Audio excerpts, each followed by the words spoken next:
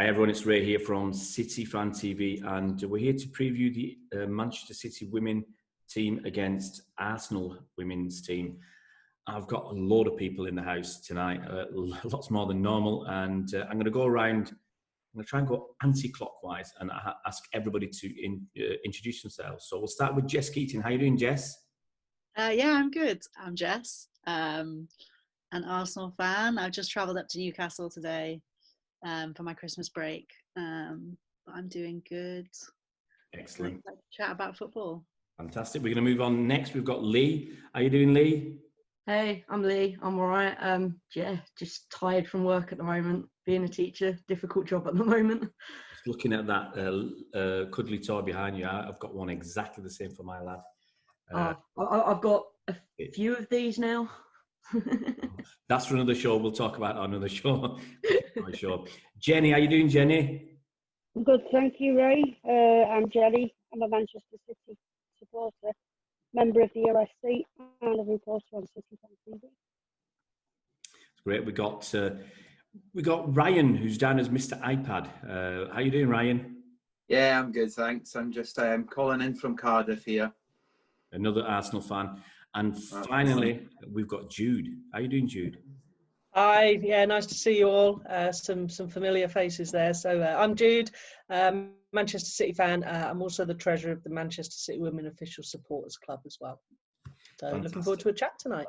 Excellent. Thank you so much, guys. Thanks for coming on a Friday evening and talking football. I'm going to start with Jude.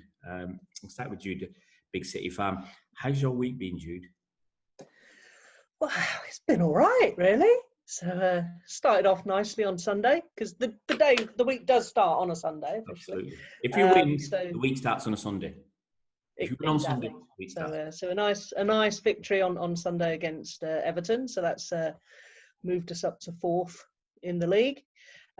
Trip to Europe for Gothenburg, Copperbergs, midweek. Again, great result. 2 away goals. Bring that back to the academy next week.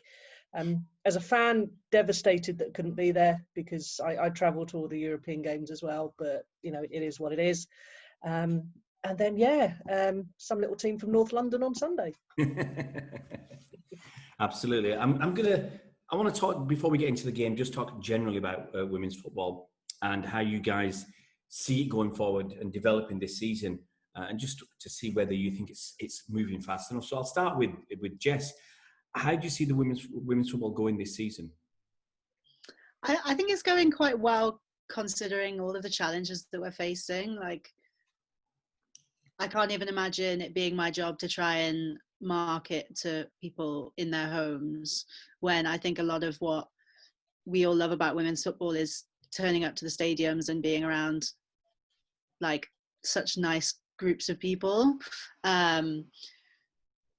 and I think we might have to just take this season and kind of the growth. Hopefully it will still grow, but we're probably going to have to take this season with, it's going to just stand on its own as like and last season, the COVID season. I'd like to see, one of my things that I would love is a longer women's football show every week. I just think half an hour is like kind of just a bit, it's like the scraps of TV time.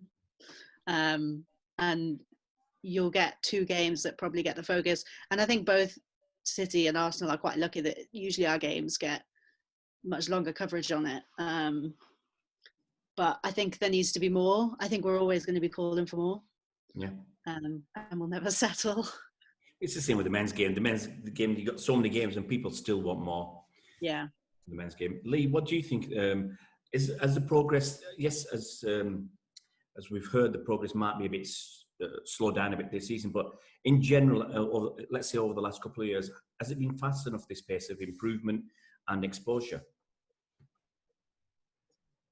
Sometimes I think it's too fast. I mean, sometimes you hear like the comments on the social media and you're starting to see some of those men fans come over and the comments and the misery that I think comes being an Arsenal men's fan slowly creeping into the Arsenal women's, which I don't like so much. But I love it when there is a good attendance to games and the atmosphere and the chanting. So I kind of want more of that, but less of the social media side that comes with it and the misery. What about you, Jenny? Have you enjoyed the development in the women's game over the last couple of years? Yeah, definitely.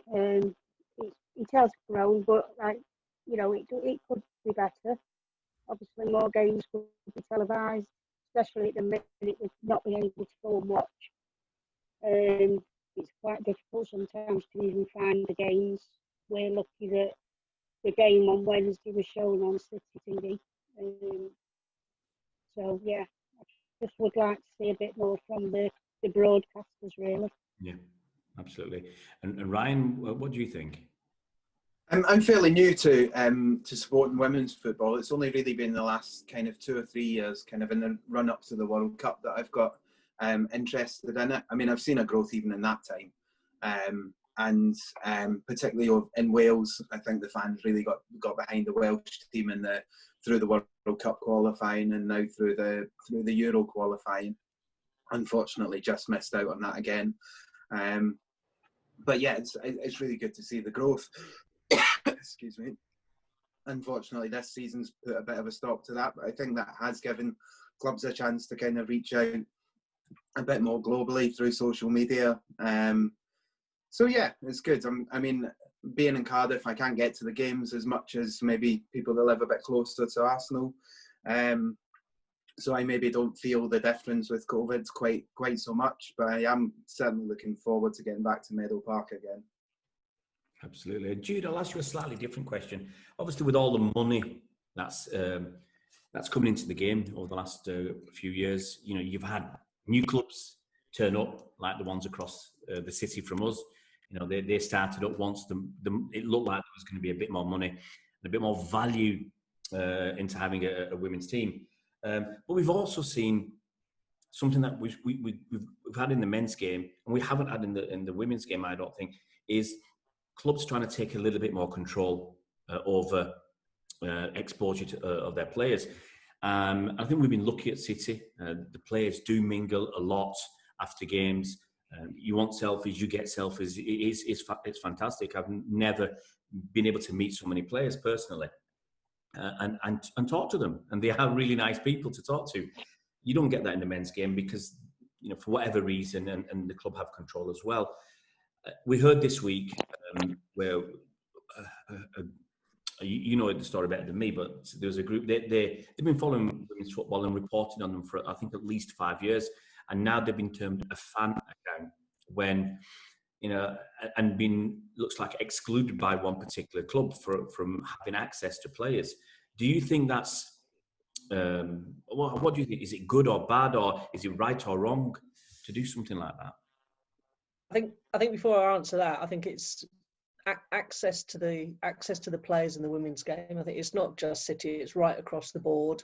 Whatever game you go to, home or away, players are normally available after the game for, like, say, a selfie, an autograph. Obviously, City are blessed with a high percentage of the England squad. So when we go to an away game, you've got the Arsenal fans or the Chelsea fans, they all want a picture with Steph and Jill and Kira, and so it's quite funny to see that. But I think sadly in the world of COVID, that may disappear now. So I think we've been blessed to have it for such a long time, and we appreciate that. I think with regards to the fan account, I know which fan account it is. I don't know which club refused them entry, but it's a shame because over the last few years there has been some really good quality, and they are fans that built up these, whether it's podcasts and sort of YouTube and some really good quality content that's really got out there, and it's grown the women's game, and it's grown awareness of the women's game. You get a lot of information from social media.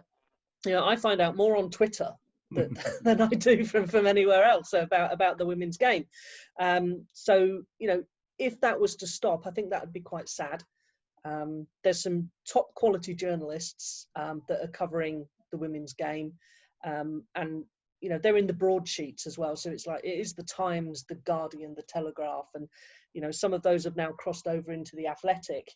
The Athletic, is that right? The Athletic, yeah, that's right. So it's credible. It's credible journalists as well, but it needs that fan level as well to sort of get out there amongst the fans as well. They've got the access to the fans, that local fan base.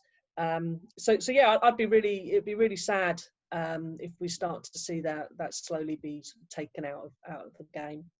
Yeah. Okay. Going to move on to Arsenal. And Arsenal, I've got to say, the most decorated club in women's football. They won the most trophies and cups going back to when all this really started in England. So I'm going to ask everybody, obviously, we've been talking about the money in the game. It's brought along United, who are top of the table. You've got a very strong Chelsea. You've got a strong City side and a strong Arsenal side.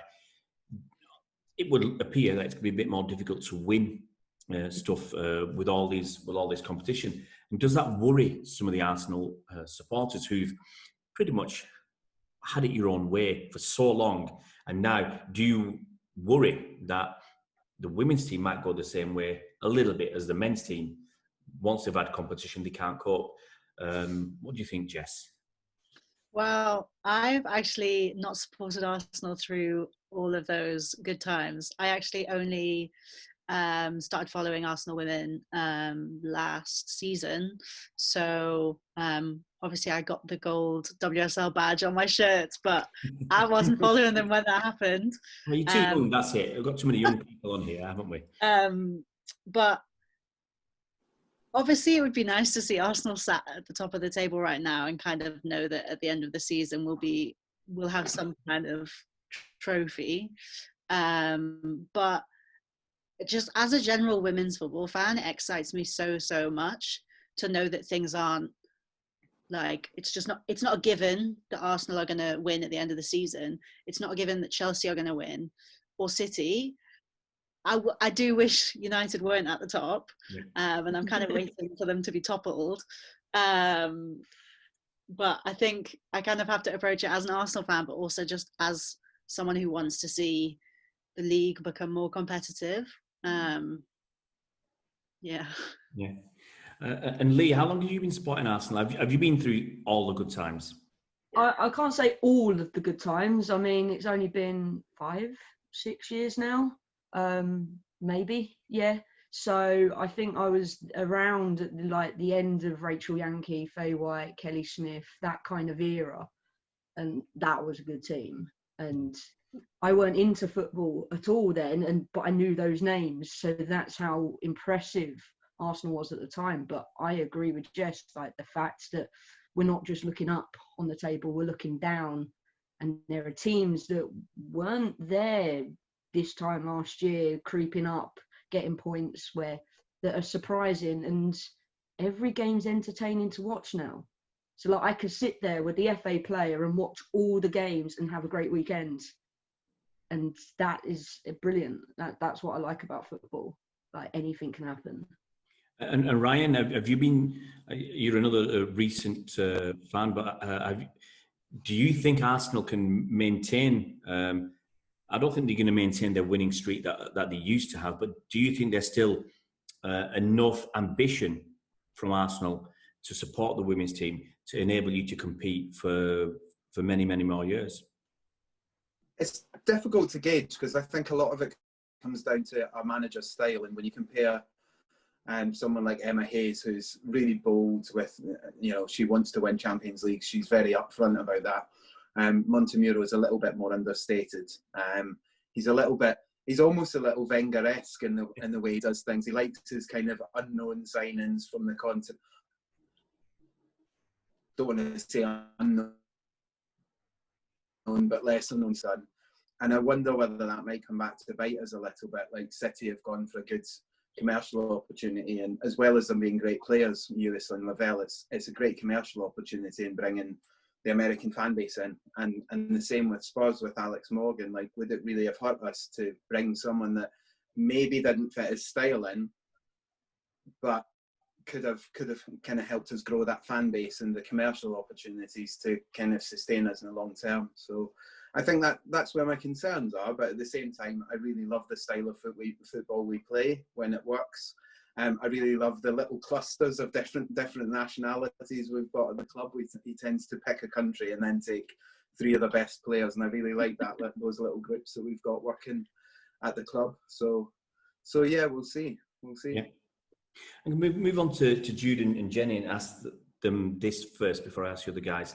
Obviously, we played once this season already. We beat Arsenal in the semi-final of the FA Cup. It was a fantastic tie, one of the best games I've seen all season. So I'll ask Jude first. How much of that performance do you think we can carry into this league game? Yes, it was a different competition and everything else, but we were devastating in that first half, and Arsenal were very good in the second half. But how much of that game do you think could affect what happens in the league? I think that was the game that kick-started our season, to be honest. We've had 5 new players come in. We've had a new manager come in as well. So, getting used to different ways of working and the players gelling. And that was, I think we've spoken before, we kind of said it was like a light had been switched on, especially in that first half. And I think we've seen City really push on from that now. So I think we've got that momentum. So I absolutely see us taking it into the game on Sunday. But Arsenal have been playing well as well. It's going to be a good game. It's with the City Arsenal games, you can never call it. Sometimes it's who wants it more on the day. Sometimes it's injuries. I mean, we know that Arsenal have had huge injury issues this year, but obviously they're starting to come back now. We've been okay so far, touch wood. It's who wants it more. It's a massive game. 2 against 4 on Sunday. Jenny, talking about that game, was that our best performance this season? Do you think, or can you think? Definitely, yeah. When you said it, I was actually I was thinking that when you said it. It was, for me, it was the best game of the season that we played. And I think it gave us that kick that they needed, and they've seemed to have just run with it now. Had a couple of, games where they might not have looked as good, but we've ground out our results. So. Yeah. And Jess, I'll ask the same question for you. How much do you think that defeat will have affected Arsenal, or is it? It's so long ago. It's another game. You're doing well in the league, and you can forget about that, or will that still be in your memory? I think for the players, it probably won't really feature that much in their minds. I mean, I'm quite nervous for the game because I don't think we've won at the Academy Stadium in quite a while, and obviously the game earlier in the season was very frustrating to not come away with the win. But I just think it's going to be seen as just the next league game. It's the next one for us to try and build on the good performance that we had on Sunday and try and go into we've got this one and then Everton, to try and go through those and get to the Christmas break with a good bit of momentum and 3 points games. We'll see. I think Leo Walsey is not going to be at the game, not going to be playing. We still have a couple of injuries, but I think we should field a strong side. I'm interested in who Joe is going to start in goal, because I was at the game on Sunday and I was so impressed with Lydia. She's so vocal. I couldn't believe that I could hear her from the other end of the pitch, and she's given so many instructions to players, and I felt very safe in Lydia's hands. So we'll see. Okay, I want to ask, move it on to talking about I think it was the Guardian's top 100 women's footballers, and each team had somebody in the top 3. Arsenal had Vivian Miedema as number 2, and City had Lucy Bronze as number 3. So I'll move on to Lee. I will make sure I'll go through everybody, and you can talk about either Lucy, Vivian, or both if you want.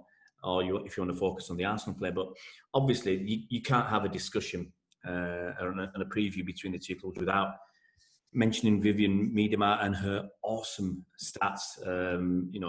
It's just incredible. She just seems to be scoring all the time. And it's actually a shock when she doesn't score in a game these days. So how highly do you rate Vivianne Miedema? I've got no words really for Viv. She's just such an amazing player, but she is so humble and shy. It's like two personalities. Like literally, you look at any interviews and she's like, yeah, but I missed that pass, so that means the team didn't get that goal, and that meant that. And we're like, yeah, but you got a hat trick. And it's like she's so critical. I like to sound it weird. So critical of how the team play, and you can see the passion on her as well. Like I think it was a couple of games ago, she missed a sitter, and her face, I don't think I've ever seen her so angry. And yet when she scored later in the game, oh my God, she hit that ball so hard. I thought it was going to go through the net because she was so angry at the miss earlier. But I think she's our best player, but I also think that a lot of players we've got in that midfield that create her chances, like Kim Little, always go unnoticed on things like the Guardian Top 100 and stuff like that. Like Kim Little got voted way down on the list, but I'd say if it wasn't for players like her, Viv wouldn't be scoring. So I always think it's very hard to say players in different positions are better than others because of goals and saves and stuff like that. Yeah. What about you, Ryan? What do you want to say about Viv? I mean, I think you've said it all so far. I think the important thing with that front three, and especially now that we've got Caitlin Ford, is that actually Viv hasn't scored in the last 3 league games, but we haven't struggled for goals because there's such good movement between that front three. It seems to be Ford, Viv, and Beth Mead that start pretty much every game at the minute, and both Ford and Mead can play in that centre forward position. So it's really lovely to see the way that Viv can just drop off and kind of control the game. It's just a running joke that she'll pop up at right back or left back or centre back at certain points in the game. And that's just the way she plays. She creates space for other players, and the assists that she brings are amazing as well. So there's not much more we can say about Viv, really. I've just got to say, I'm a bit surprised that Lucy Bronze made it that high up. I was convinced that Georgia Stanley was the best right back in the world. What do you need, Becky? She did a cracking role at right back last year. Yeah. I think we've got the same. Georgia filled in as well. Yeah. I think we've got the same problems you had last year at right back. We've had about 5 or 6 people fill in at that position. We really need some consistency there. Yeah. I'm going to ask Jenny. Jenny, how happy are you to see Lucy Bronze back at Manchester City after 3 years away at Lyon, winning the Champions League every year? Do you hope she can help City to win it and make sure that she wins it 4 times on the bounce? Yeah, I mean, I was gutted when she left. She's one player that I really didn't want to see go. But I knew why she'd gone, and you can't fault her for wanting to go and do better in sort of Champions League, really. But she's come back to us and over the moon about it because, like you say, her experiences in Champions League finals, it might just help with some of our players because we are quite a young squad, apart from the likes of Steph and Jill. But Lucy's been through it, so she's got that sort of experience that she can talk to them about and tell them how it is. Absolutely. And Jude, what do you want to talk about, Viv or Lucy, and how much you admire them? Yeah, I mean, Viv, she's a class player, and she's my captain in my fantasy league team. So I think most people have got Viv as their captain in their fantasy league team. So she's doing quite nicely for me. Thank you very much. Obviously, on the pitch on Sunday, I don't want her to start firing goals in. But yeah, you can't say anything against her. I mean, she's the top Dutch scorer. She's so young. You know, she's going to have the world at her feet. Bronzy, yeah, I mean, it's great to have her back. To be fair, we probably didn't even properly replace her when she went to Lyon. So we had struggled in that position a little bit. You know, Esme Morgan, she's come back, had that year on loan in Everton, and she's come back, and you know, she's been playing brilliantly. She's got Lucy Bronze to aspire to now. So that's really good. Yeah, I mean, Lucy just does what Lucy does, doesn't she? You know, she'll take that ball. She's got no fear. She'll be bombing up that right wing, get the cross in. She'll have a shot herself. You know, absolute class clearance. You know, in the death of the Gothenburg game the other day as well, off the line. So yeah, what's not to love about Lucy Bronze? Yeah. Guys, I'm just going to give you a few stats before we ask for a score prediction. Right now, Arsenal second in the table. Obviously, as we said, having a very good season, scoring goals for fun. 33 goals in only 8 games. Arsenal are 4 points ahead of City. City have played 8 games and scored 21 goals. So we're about 2.5 goals a game. And yeah, I mean, Arsenal basically batter teams. When they win, they don't win by just a little bit. You know, I think you've had 2 6-1s this season against Reading and Spurs at home. You beat Brighton 5-0 away. You've had a really, really good start to the season. And City obviously winning last season's FA Cup, even though the final was this season. So we've got some silverware kind of already in the bag. So at least both teams should be going into this game with a lot of confidence. So I want to find out how confident the fans are with the scoreline. So we'll start with Jess. You know, put your neck on the block, Jess. What score do you reckon it's going to be? So much pressure going first as well. I don't know that. Obviously, I'm going to predict an Arsenal win. And I think there will be goals in the game from both sides. Like when City finally start with their chances, they can get a score in. Same with Arsenal. I'll go 3-2 to Arsenal. I'm not going to put names on the goal scorers. I don't want to pressure any of them. Okay, 3-2 to Arsenal. Lee, what do you reckon? I think it'll be close as well. I mean, I can't see it being any more than 1 goal in it. So I'm going to say 2-1. But we'll go 1-0 down and then we'll get 2 in the second half and it'll be nervous. I don't want that. It's a prediction, not a dream. Jenny, what about you? I'm going to say 3-2 to City. It's more like it. It's more like it. Ryan, what do you reckon? Well, I was going to go 2-1 because I think the last three times we've met, it's been 2-1 in either direction. But that's been taken, so I'm going to be confident and go 2-0. If we've got Lydia Williams in goals, we'll go 2-0. Well, Jude, what about you?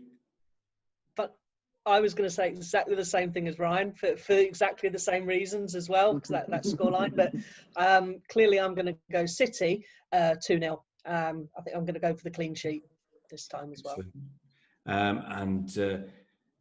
I'll go 1-1. I think I'll go 1-1. Get off the fence. I'll go 1-1. I was going to go 2-1, but I'll go 1-1. I'll go 1-1. I don't want to jinx it by saying we'll beat them 3. I'll just go 1-1. And I hope it's a good game. Last thing I'm going to ask the Arsenal fans, ask everybody. I'll start with Jess. What's your favourite Arsenal chant? Probably the one for Daniela van der Donk. Yeah. Because it's just like, you just get bopping. I'm not going to chant it on. I feel like it's just so much fun. The first game that I went to at Meadow Park, I was sat behind, I think, some Dutch fans, and whenever any of the Dutch players did anything, they went absolutely mad. And that's when I first heard the Van der Donk chant. I just adore it. It was just one line. Oh, I'm not. You need Lee for this, you know. Go on then. Epic We'll move on to Lee. chanter, you know, Lee's gonna heard do the all around Vanderdonk. all the stadiums. On Lee, let's get Lee on, do the Vanderdonk. Sorry, mate. All right. Na na na na na na na na na. Danny Vanderdonk, Vanderdonk, Danny Vanderdonk. That's fantastic. Absolutely brilliant. Jenny, what's your favourite chant? Oh God, there's so many. I've forgotten a lot of them now since lockdown. I like the Gemma Bonner one. We just need you to sing one, Jenny. Just sing one for us. Gemma Bonner. I like the Gemma Bonner one. Go on then. I was singing that the other night. Gemma, oh Gemma Bonner. Yeah. You stopped. I was just getting into that. Ryan, what's your favourite chant? I'm sorry to be boring. It's got to be the Danny Vanderdonk one. You should have joined in with Everyone loves it, and I think you can tell that because, you know, like I said, I don't go to. I haven't been to so many games, but whenever you're watching it, you can hear no matter how few fans are at an away game, there's always someone chanting that whenever she gets the ball. So I'm going to be boring and go with that one. Okay, and finally, Jude, what's yours? There's too many. There's far too many. We've got a couple of minutes. Probably my favourite at the moment, because I think sadly, obviously one of City's famous chants is about the invisible man, so you know we're not really here, and the fact that obviously Greater Manchester, we're still in Tier 3, so we are not really here. You know, we can't go to the game still, and it's been really sad. So that's kind of, sort of resonates, I think, at the moment. Yeah, and I think the Arsenal fans are a little bit lucky because you're in Tier 2. You might not be next week. Who knows what's going on? Whether you can go to games, and hopefully, it's a real. I was going to say something a bit rude there. It's a real pain that we can't. You know, they're having the review on the 16th, and we've got our Champions League game on the 16th, so we, you know, they can't do anything for that. It's a real pain, but hopefully, now the vaccine's been distributed. Hopefully in the new year, everybody will be able to start going to games, and we can have fun amongst each fan base again, which is always. Can I say my honourable mention of a chant? Go on then, Lee. Especially when we're playing City, it's "We don't need a drum." I love it when we get that friendly banter. No, do you know what? We've got a really good relationship. I mean, whenever we go down to Meadow Park or you guys come up to us, it's, you know, we always have a chat before the game and sort of see how we're all doing as well. So there's a cracking relationship there as well. I'm gonna miss that catch up this weekend. Yeah, it's really sad. So it's nice to see everybody today. Yeah. Great, guys. I've got to say a massive thanks for everybody coming on, spending 30 minutes of their Friday evening talking about football. It's been absolutely a pleasure to have everybody on board. So I will go around the table and say thank you to everybody individually. Jess, thank you so much for coming on tonight. No problem. And you as well, Lee. Jenny, as always, pleasure to have you on. No problem. Ryan, thanks for coming on all the way from Cardiff. Thank you, anytime. And Jude, as always, lovely to have you on, Jude. Yeah, it's great to be on. So thanks for inviting me. Guys, thank you so much. Hope it's a great game, and may the best team win. We will. Sunday. Yeah, we will. Thanks so much for that.